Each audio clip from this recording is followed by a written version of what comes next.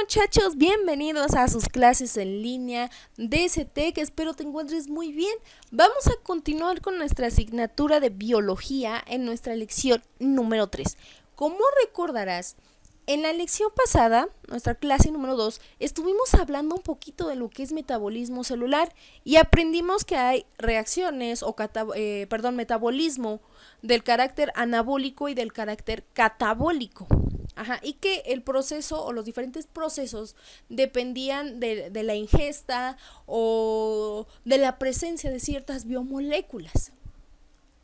En esta clase vamos a aprender lo que es propiamente una ruta metabólica con su concepto y por medio de procesos bioquímicos para de alguna manera comprender ¿cómo es que obtenemos energía a los seres vivos? En este caso vamos a hablar de los procesos de respiración y de del proceso de fotosíntesis, que es o que son estas rutas metabólicas las más importantes, ya que a partir de ellas obtenemos la energía necesaria para que nosotros podamos realizar nuestras actividades cotidianas de la mejor manera, ¿vale? Para iniciar o para que comprendamos un poquito el concepto de lo que es ruta metabólica, necesitamos comprender o saber de ciertos componentes o de ciertos conceptos y así comprenderlos un poquito mejor. El primer concepto que vamos a entender y a aprender es el de enzima. Una enzima es una proteína de carácter catalizador en reacciones químicas. Existen catalizadores de clasificación biológica, química o física. En este caso, la enzima es un catalizador biológico. Los catalizadores son compuestos o son factores que nos van a ayudar a determinar la velocidad de reacción. Las enzimas nos van a ayudar a regular ciertas reacciones en las rutas metabólicas para obtener productos. Bien, este es biológico porque se lleva dentro de la célula para obviamente procesos biológicos. El químico es muy parecido a la enzima, solamente que no es en proceso biológico, son un poquito más procesos industrializados que nos ayuda también a obtener un nuevo compuesto químico. Eso es dependiendo ya mucho del proceso que vayamos a realizar. Y bueno, también hay los catalizadores de estilo físico, que en estos intervienen un poquito los cambios de temperatura y los cambios de presión. Esos son los físicos, pero bueno, en este tema o en estos temas de biología nos vamos a ayudar un poco más de los catalizadores biológicos, que son las enzimas.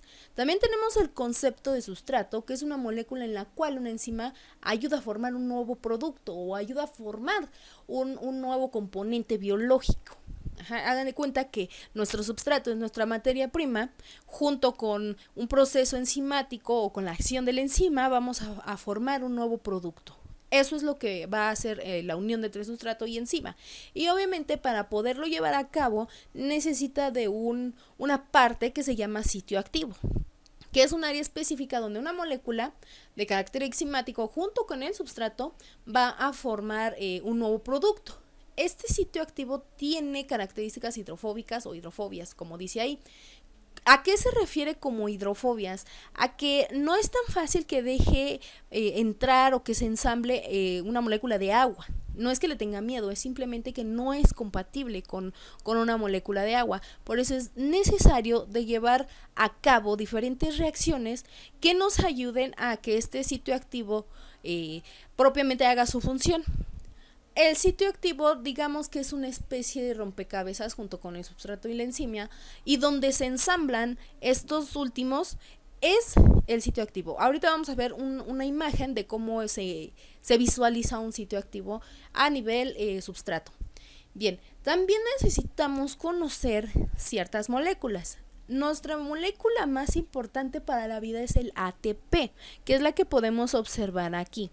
El ATP, o como su nombre completo es adenosín trifosfato, porque va a tener una molécula de fosfatos, va a tener 3 moléculas de fosfatos unidas a su estructura. Como aquí lo podemos visualizar, el ATP tiene sus 3 grupos fosfato de color azul. Cuando veamos o conforme vayamos avanzando en nuestros temas, vamos a conocer lo que es ese grupo fosfato. Unido obviamente a nuestra molécula de ribosa, que es una especie de azúcar reductor, y la adenina.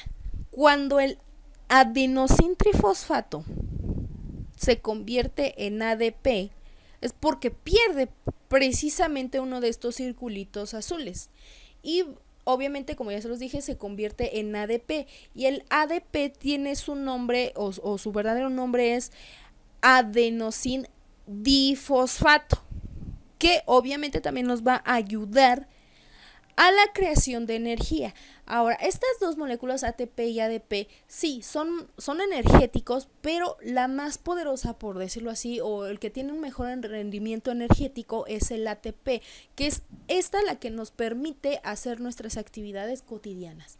Y bueno, este ATP y este ADP es por un lado, pero también necesitamos algunos reductores o intercambiadores de electrones. Como el NAD y el NADH, que también son llamados como nicotiamina adenina dinucleótido, y precisamente va a hacer eso, nos va a ayudar al intercambio de electrones y protones, sobre todo cuando vayamos a hacer un proceso de respiración en la cadena transportadora de electrones, que en este video lo vamos a aprender. Pero para que lo puedas visualizar mejor, sí, lo vamos a ver, pero era necesario que tú lo aprendieras o que tú los visualizaras y los conocieras, ya que en el proceso de la ruta metabólica aparecen. Y de hecho estos dos, sobre todo el NAD, es el que nos va a ayudar a obtener este ATP. Bien, vamos también a conocer lo que es una ruta metabólica. Y de acuerdo a la bioquímica, la cual es una ciencia que, como su nombre lo indica, estudia los procesos biológicos y químicos de un organismo vivo, llámese bacteria, llámese virus, algún animal o incluso a nosotros mismos. Se ayuda mucho en la medicina. De hecho, los médicos llevan una parte de bioquímica para entender la acción de los medicamentos sobre el metabolismo humano. Pero bueno, entonces, de acuerdo a la bioquímica, una ruta metabólica es una serie de reacciones químicas que contienen un compuesto llamado sustrato inicial y obviamente su producto a través de metabolitos intermediarios. Estos metabolitos intermediarios, junto con la acción de las enzimas, nos van a ayudar a obtener este producto.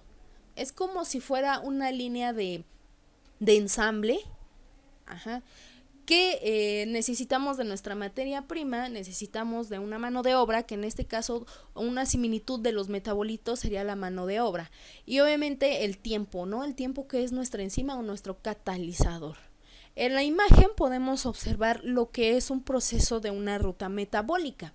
Tenemos a nuestro substrato y a nuestro sitio activo, que, como lo habíamos visto, es una región donde se va a unir el sustrato junto con la enzima, ¿no? Una vez unidos, se realiza o se le llama a esta unión complejo enzima-substrato. Por una serie de metabolitos, este complejo va a cambiar, y cuando están listos, la materia prima ya está fabricando este nuevo componente, suelta a los productos del sitio activo para que si hay uno o varios, se vayan a la ruta metabólica donde vayan a ser necesitados. Ahora, las rutas metabólicas tienen ciertas características, y una de las características es de que son irreversibles. ¿Qué quiere decir que son irreversibles? Que si yo, por ejemplo, voy a obtener piruvato a partir de la glucosa, es muy distinto a que yo obtenga a partir del piruvato una glucosa. No se puede. Eso es a lo que se llama irreversible. La ruta debe de continuar su inicio.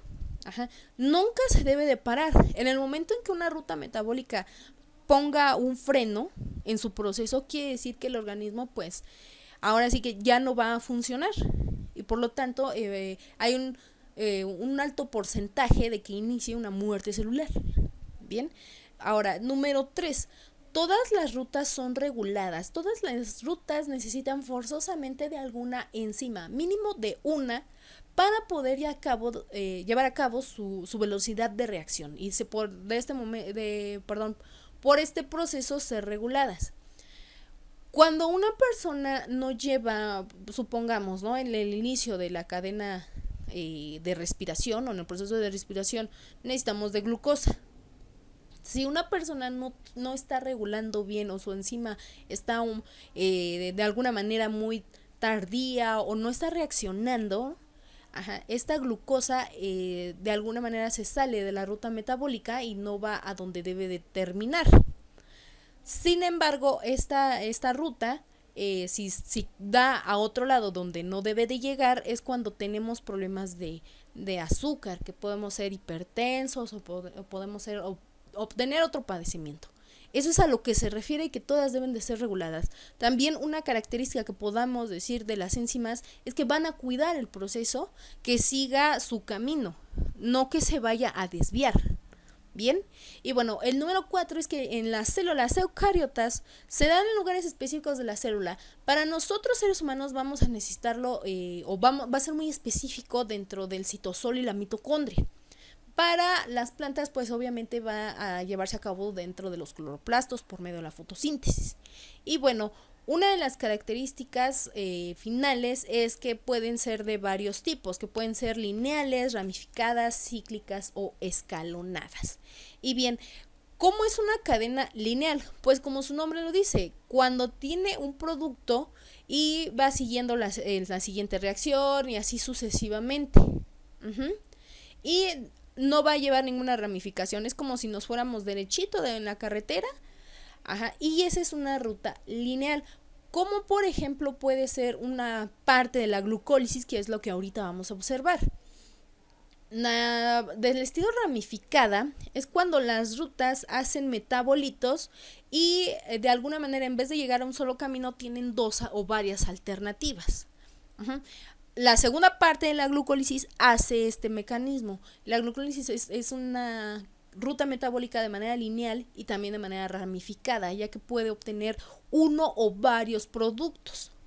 La cíclica es que el substrato que inicia es el substrato que termina, o nuestro producto final. El substrato que inicia es nuestro producto final, porque no hay de tal manera no hay un inicio ni un final, todo es un ciclo, como las manecillas del reloj.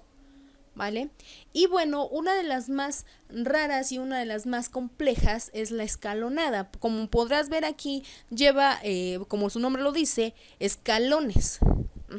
Y estos procesos o esta tipo de ruta la vamos a encontrar en nuestro proceso final de obtención de energía, que es la llamada ruta de la cadena respiratoria o la fosforilación oxidativa. Vamos a conocer cada uno de los procesos bioquímicos para que lo podamos entender mejor. Y bien, nuestro proceso inicial para la obtención de energía es la glucólisis. Es nuestra principal ruta metabólica en donde el sustrato inicial o el componente inicial es la glucosa. La glucosa, un azúcar, un carbohidrato, que podemos encontrar en muchos de los productos que nosotros consumimos.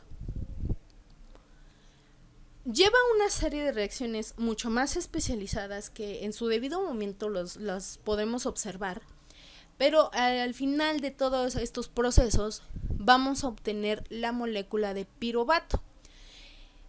Este proceso de glucólisis transcurre en el citosol y prácticamente se trata de que esta molécula de glucosa se rompa. Por eso lleva este sufijo de lisis. Cuando tú escuches ese prefijo lisis, es que hay una ruptura. Entonces se trata de descomponer a esta molécula tan grande en varios componentes que sí libera CO2, sí también, pero nuestro principal producto va a ser el piruvato. Que este piruvato, esta molécula que así se llama, va a entrar a nuestra siguiente ruta. Por eso era lo que te decía, ¿no? Que estas rutas deben de ser secuenciadas, no debe de interrumpir su proceso, porque en el momento en que interrumpen su proceso, pues el organismo empieza a morir o empieza a tener alguna falla, que es lo que nosotros no queremos, y por eso necesitan de ser regulados. Pero bien, este piruvato nos va a ayudar o va a ser la entrada a la siguiente ruta metabólica, que es el ciclo de Krebs. Ajá, esa es una. Pero como yo te había mencionado, existen rutas metabólicas que son ramificadas y esta es la segunda parte de la glucosa. Cuando es piruvato, se va al ciclo de Krebs, que es lo que necesitamos. Pero cuando no siga al ciclo de Krebs, va a convertirse en un proceso anaeróbico. Ajá. Lo cual da a la producción de ácido láctico. ¿Qué es un proceso anaeróbico? Un proceso anaeróbico es cuando hay poca presencia de oxígeno o nula en algunos casos. Y cuando no hay oxígeno dentro de un organismo, empieza una ruta que se llama fermentación o un proceso de fermentación.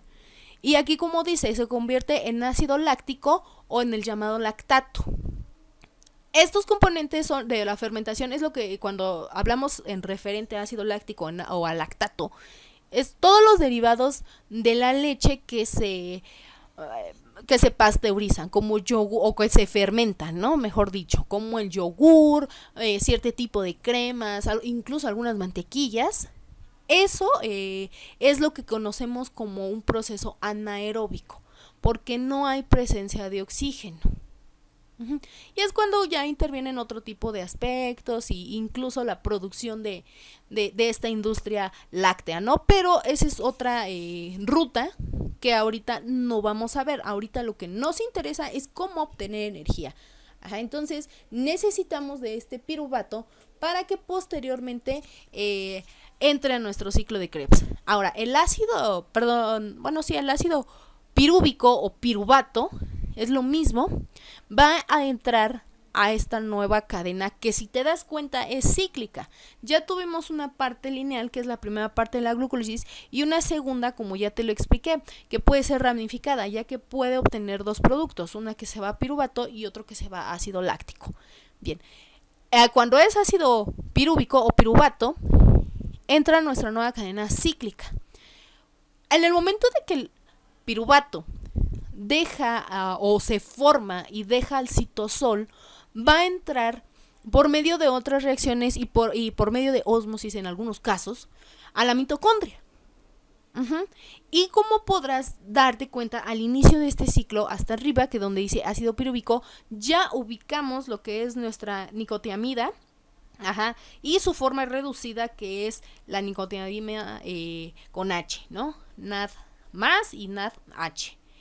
Por una serie de procesos, este ácido pirúvico o piruvato va a convertirse en lo que ahí tenemos un componente llamado acetilcoenzima A, que esta acetilcoenzima A es la responsable de llevar a cabo todo este proceso del ciclo de Krebs, que es uno de los procesos más importantes, ya que aquí vamos a convertir los ADPs en ATPs.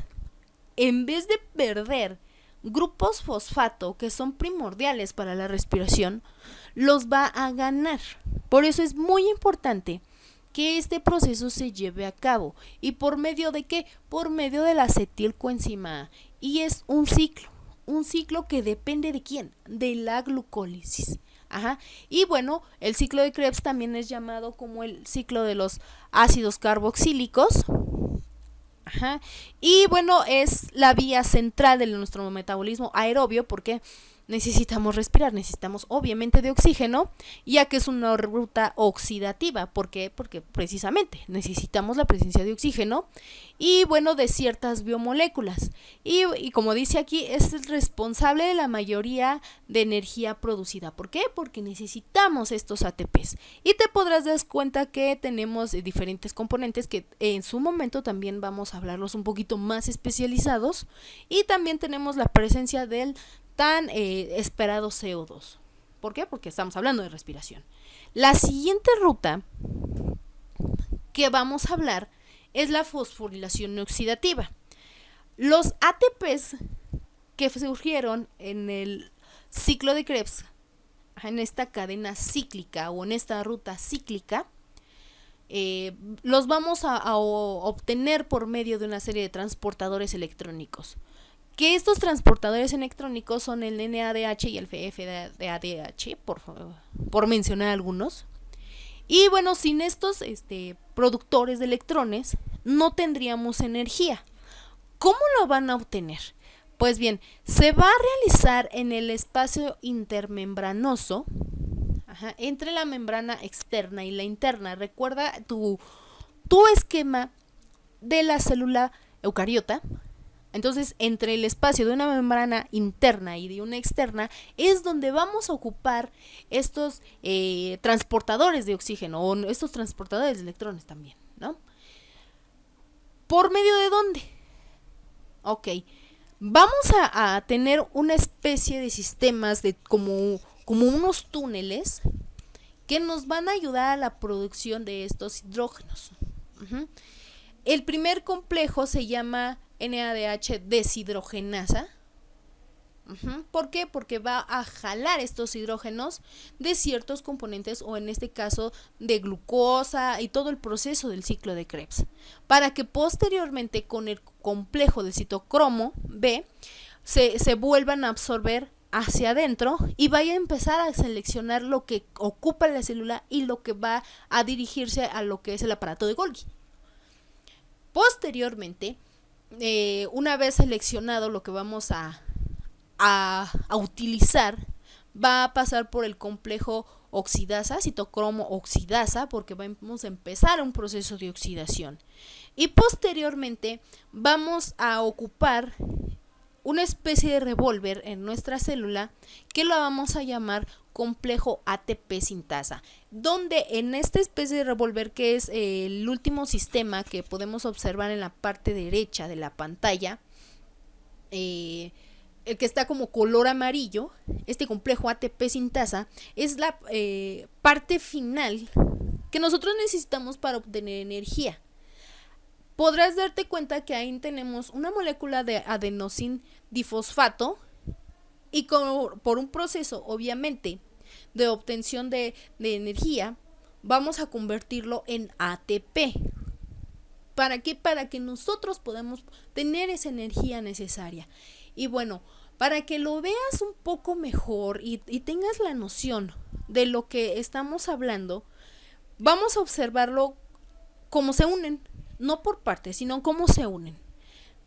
Por primera instancia tenemos a lo que es la glucólisis, que se lleva a cabo ¿en dónde? Efectivamente, en el citosol. Por medio de sus reacciones y todo su proceso bioquímico vamos a obtener lo que es el piruvato, a nivel sustrato. Y bueno, este piruvato entra a lo que es nuestro ciclo de Krebs. Por medio este piruvato se convierte en acetilcoenzima A, y en el momento de que este piruvato se convierte en acetilcoenzima A, ya está dentro de la mitocondria. Obviamente por intercambio de electrones y protones, que es lo que vamos a hacer en la fosforilación oxidativa. Cuando hay ese intercambio de electrones y protones, es como obtenemos al final nuestro tan esperado o nuestro tan necesario ATP. Por eso es bien necesario que nosotros llevemos una vida muy sana, porque también los catalizadores biológicos dependen de nuestro estilo de vida. Esto es en cuanto a procesos de una célula eucariota. Y bueno, ¿cuál es el producto final? En la glucólisis, sí, aunque es la cadena inicial o la ruta inicial, no es donde nosotros propiamente producimos la mayor cantidad de ATP. Que sí, cuando hacemos este proceso, por cada molécula de glucólisis, nosotros tenemos 2 moléculas de ATP y obviamente tenemos 2 moléculas de este intercambiador de electrones, que es el NADH. Que este NADH incluso puede ser utilizado directamente de la glucólisis al transporte de electrones sin necesidad de pasar por el ciclo de Krebs. Sí se puede realizar, claro que sí, pero es mucho más conveniente que pase por su ruta del ciclo de Krebs, porque al final de cuentas el NADH no es un componente vital no es un componente que vaya seriado, no es que no sea vital, sino que no vaya seriado dentro de la cadena de la glucólisis. Bien, cuando hacemos propiamente ya el proceso de respiración, donde es el ciclo de Krebs y la cadena transportadora de electrones, obtenemos más productos energéticos. Por cada piruvato que producimos en la glucólisis, vamos a obtener una acetilcoenzima A. Si yo obtengo 2 en mi matriz mitocondrial, por cada 2 moléculas que tengo de estos, voy a obtener un transportador electrónico. Que propiamente cuando este transportador electrónico entra a nuestra cadena de respiración, a estos complejos, va a producir 3 moléculas de ATP, dando un total de 6 ATP cuando solamente en el proceso de que el ácido pirúvico o el piruvato se convierte a acetilcoenzima A. Nada más en ese pequeño lapso de cadena. Ahora sí, cuando entra propiamente el ciclo de Krebs, cuando ya ese acetilcoenzima A ayuda a este ciclo, es tan poderosa esta acetilcoenzima A por la acción de este transportador de electrones, que es el NADH, que es donde por eso se dice que es el proceso más energético de la respiración, porque por cada molécula de acetilcoenzima A tengo una de ATP, 3 de NADPH y 2 de otro tipo de lanzador electrónico, o de transportador electrónico, que a su vez a la hora de transportarse en esta cadena transportadora de electrones, valga la redundancia, por cada 2 moléculas que entran del ciclo de Krebs de estos transportadores de electrones, si es NADH, obtengo 9 ATPs, que multiplicados por esa molécula que entró de acetilcoenzima A me da un resultado de 18 ATPs. Y si es FADH, que es lo mismo que en el NADH, es la misma función, que posteriormente vamos a ver en otros videos la diferencia que es del NADH y el FADH2. Cuando entra estos acetilcoenzima A, voy a obtener 2 de ATP. De hecho, aquí podemos visualizar un poquito la diferencia, que el NADH es un poquito más energético o tiene una función más energética, más poderosa que el FADH2. Pero bueno, por cada 2 moléculas de estos que se combinan con el acetilcoenzima A, yo tengo 4 ATPs, teniendo como el resultado final una ganancia neta de 38 ATPs, que es lo que necesitamos nosotros para llevar a cabo nuestra vida día a día. Entonces es un poquito complejo, pero si te pones a pensar, estas 38 ATPs provienen de estar comiendo sanamente, desde frutas a estar comiendo obviamente algún tipo de azúcar, algún tipo de carbohidrato. Por eso es muy necesario que cuando nosotros vayamos a iniciar alguna dieta, vayamos al nutriólogo, porque como ya te lo dije, a veces nuestros catalizadores biológicos también dependen de nuestra actividad física. No de que si, mira, estoy un poquito pasado de peso, no voy a comer. No, al contrario, porque no se trata de que hagas una ingesta de lípidos, sino de que comamos bien, porque al final de cuentas tenemos esa energía que nosotros o necesitamos esa energía, ¿no? Sí.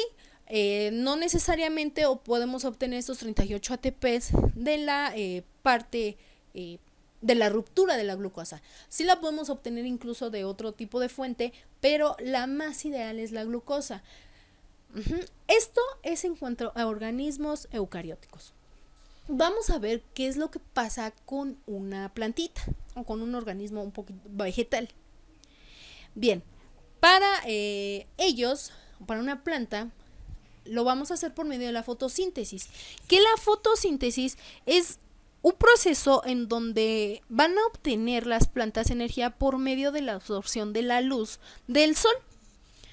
Y bueno, A pesar de que digas, ay, vamos a hacer, bueno, la planta hace fotosíntesis, que bueno, también dentro de nuestro organismo o dentro de nuestro metabolismo de seres vivos, de seres humanos, nosotros también realizamos una especie de fotosíntesis, pero es mucho más presente en las plantas. Entonces, van a tener dos maneras de obtenerla, o dos procesos, o dos partes de un proceso, para poder obtener esta energía. Y lo vamos a llamar como fotosíntesis en fase luminosa y fotosíntesis en la fase oscura, o también llamado ciclo de Kelvin. Ajá, entonces, durante la fase luminosa vamos a ocupar mucho los tilacoides. Ajá, va a captar esta energía luminosa por medio de la excitación de moléculas de clorofila, que esta excitación nos va a ayudar a liberar electrones. Ajá. Estos electrones van a participar en estos dos sistemas. Uno con la clorofila en el fotosistema 1 y en una parte que llamaremos fotosistema 2. Ahora, en la fase luminosa, como aquí dice, es la captación de energía luminosa y van a excitarse estas moléculas de clorofila para poderse liberar los electrones y así también obtener un proceso de oxígeno molecular. Ajá, con la acción del agua. Por eso es muy necesario, o nos repiten hasta el cansancio, que para nosotros obtener una planta o ver el proceso de crecimiento de una planta necesita de luz solar, de nutrientes, que en este caso va a ser la tierra, que propiamente no es para la hoja, sino más bien para la raíz. Estos nutrientes que, bueno, a su vez sí lo ocupan las hojitas, pero para ella es mucho mejor el agua y obviamente el poder respirar dióxido de carbono. Bien, en estos vamos a tener como principales puntos a los cloroplastos.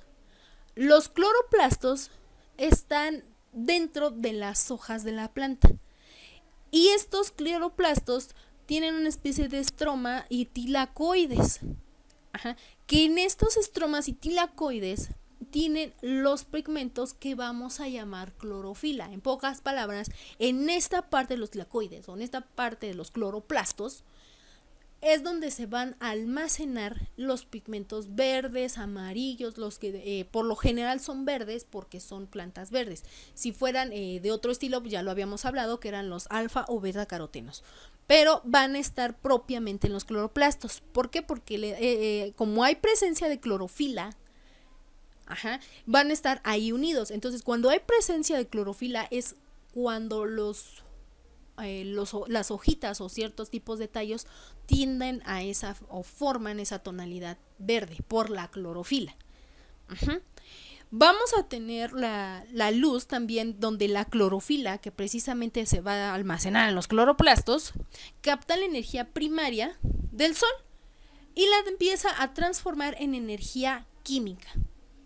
Y bueno, estos pigmentos absorben de distinta manera a diferentes tipos de onda. Esto ya depende más un poquito del ambiente de física, o cuando se toque este tema de óptica, de absorción y difracción en luz. Vamos a poder entender el proceso físico que hay detrás de la fotosíntesis, pero la clorofila absorbe la energía química del sol o la luz solar, la energía luminosa del sol, y la transforma en energía química. Y bueno, el agua tiene la función de absorber la raíz y transporta las sales minerales, que son los nutrientes que necesita propiamente para mantener esta parte de nutrida y fuerte de las hojas.